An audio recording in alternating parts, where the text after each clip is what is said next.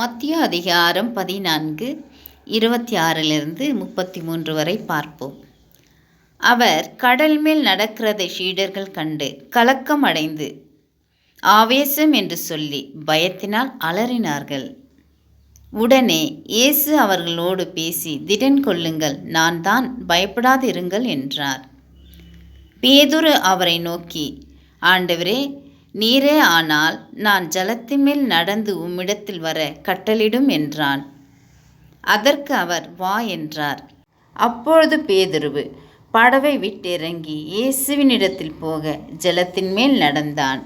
காற்று பலமாய் இருக்கிறதைக் கண்டு பயந்து அமிழ்ந்து போகையில், ஆண்டவரே, என்னை இரட்சியும் என்று கூப்பிட்டான்.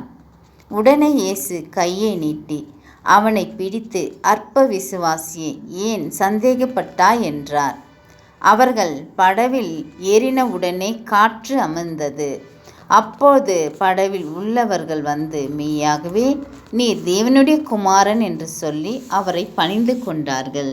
ஆமீன். ஸ்தோத்திரம் ஆண்டவரே. மூவுலகின் தகப்பனான இயேசு ராஜாவே, நாங்கள் பேதுருவைப் போல அவ்விசுவாசம் இல்லாதபடி ஆவிக்குள்ளும் உம்முடைய வல்லமைக்குள்ளும் அக்கினிக்குள்ளும் எங்களை நிரப்பி நாங்கள் தேடுகிறதில் ஜெயத்தையும் வெற்றியும் காண நிற்கிறவை செய்வீராக. கர்த்தருடைய வல்லமை மகிமையும் எப்போதும் எங்களோடு இருக்க கடவீராக. ஆமீன்.